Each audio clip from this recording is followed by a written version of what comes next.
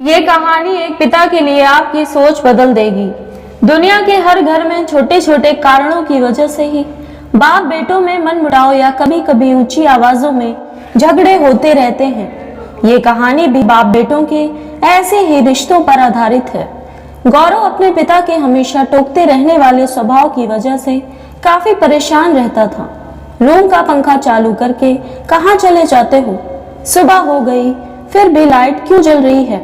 जब टीवी देख नहीं रहे होते तो टीवी बंद क्यों नहीं कर देते हो? बाइक की ठीक तरह से सफाई भी नहीं करते हो और ना ही ठीक तरह से पार्किंग करके लगाते हो। कभी तो अपने जूते पॉलिश कर लिया करो। कितनी बार कहा सुबह जल्दी उठा करो, आलसियों की तरह सोते रहते हो। दिन भर में ना जाने कितनी बातें गौरव को अपने पापा से सुनने को मिलती थी। गौरव मन ही मन सोचता था कि अब मैं बच्चा थोड़े हूँ, इतना बड़ा हो गया हूँ। 2 दिन बाद मेरा नौकरी के लिए इंटरव्यू होना है और पापा का बर्ताव मेरे साथ किसी छोटे बच्चे जैसा है। एक बार मेरी नौकरी लगने दो, छोड़कर चला जाऊंगा पापा को, शहर में ही रहूंगा, फिर उन्हें पता चलेगा अभी कमाता नहीं हूं ना, इसलिए फालतू की चीजें सुनाते रहते हैं। पापा से नाराज गौरव के दिमाग में कुछ ऐसे विचार चल रहे थे। 2 दिन भी बीत गए और आज वही दिन था जिसका गौरव को बेसब्री से इंतजार था। आज उसके इंटरव्यू का दिन था, इसलिए सुबह सुबह जल्दी उठकर भगवान का आशीर्वाद लेकर गौरव उस जगह पर पहुंच गया जहां पर इंटरव्यू होना था। जिस बिल्डिंग में इंटरव्यू था उसके गेट पर कोई भी गेट कीपर नहीं था। गौरव ने देखा कि गेट एक साइड से टूटा हुआ है, लेकिन कुछ स्क्रू फिट करने से वो सही हो सकता है।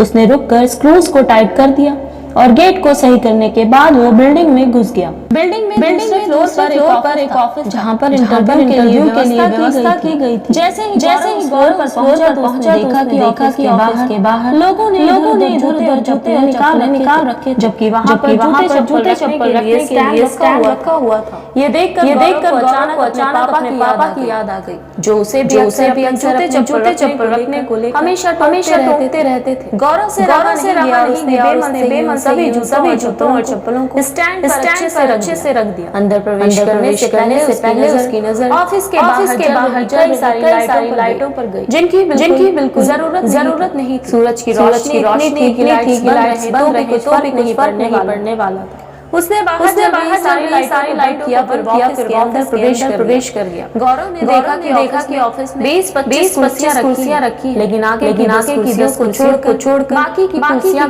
खाली हैं और उन कुर्सियों के ऊपर लगे दो पंखे बेवजह ही चालू हैं। उसने फिर अपनी आदत के अनुसार दोनों बंद किए और बाकी फालतू पड़ी कुर्सियों को एक रखकर साइड पर रख दिया और वहीं पर बैठकर नंबर आने का इंतजार करने लगा। एक के बाद एक कैंडिडेट्स का इंटरव्यू होने के बाद जब गौरव का नंबर आया, नर्वस लेकिन होकर इंटरव्यू लेने वाले के पास पहुंचा। इंटरव्यू लेने वाले उसे अपने कुर्सी पर बैठने के लिए कहा और थोड़ी देर तक दोनों कुछ भी बातचीत नहीं हुई। फिर इंटरव्यूअर ने गौरव से पूछा, तुम कल से ज्वाइन कर सकते हो क्या? गौरव की कुछ समझ में नहीं आ रहा था कि ये उसके नौकरी की कंफर्मेशन है या फिर कोई सवाल।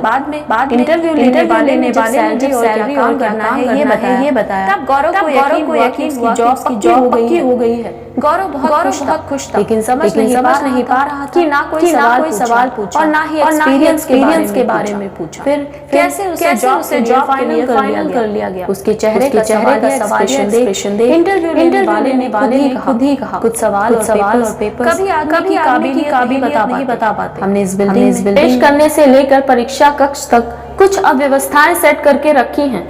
वहीं आप सभी के लिए परीक्षा थी। हमने सीसीटीवी पर देखा कि आने वाले सभी कैंडिडेट्स में आप ही एक अकेले ऐसे थे जिन्होंने गेट के स्क्रू ठीक करने से लेकर बेवजह चल रहे बल्ब और पंखे बंद किए। ऐसा कर आपने चीजों को यूटिलाइज करना और बचत करने जैसे गुण दिखाए। आगे बढ़कर आपने जूते, चप्पलें और कुर्सियां ठीक करके दिखा दिया कि आप अपने काम के लिए कितने वफादार हो सकते हैं और किस हद तक जा सकते हैं। बस हमें इतने गुण काफी थे आपको नौकरी पर रखने के लिए। पूरी बात समझ में आने पर गौरव को फिर से अपने पापा याद आए और याद आई उनकी कही हर बात। लेकिन इस बार उसके मन में कड़वाहट नहीं थी, क्योंकि उसे आज समझ में आया था कि पापा ने उसके लिए मूर्तिकार का किरदार निभाया था, जो अपनी मूर्ति को सुंदर और कीमती बनाने के लिए उस पर कितनी बार छेनी और हथौड़ी चलाता है। गौरव, जो नौकरी मिलते ही अपने पिता से दूर भागने की सोच रहा था, वो नौकरी का कंफर्मेशन लेटर और साथ में मिली 1 महीने की एडवांस सैलरी को घर पहुंचते ही अपने पिता के कदमों में रख देता है। उनसे माफी मांगते हुए कहता है कि पापा, मुझे माफ कर दीजिए, मैं आपको समझ नहीं पाया। अपने बेटे के लिए आंखों में खुशी और गर्व के आंसुओं के साथ पापा गौरव को गले से लगा लेते हैं और इसके सर पर प्यार से हाथ फेरते हुए उसे आशीर्वाद देते हैं। दोस्तों, जब भी आपके पेरेंट्स आपको कुछ कहें तो उसके पीछे का कारण जरूर जानने की कोशिश करना। कभी डांटे या टोके तो उसके पीछे के सद्भाव को समझने की कोशिश करना। एक बार आप अपने लिए गलत सोच सकते हैं, मगर आपके पेरेंट्स नहीं। कहानी अच्छी लगी हो तो अपनों के साथ शेयर जरूर कीजिएगा।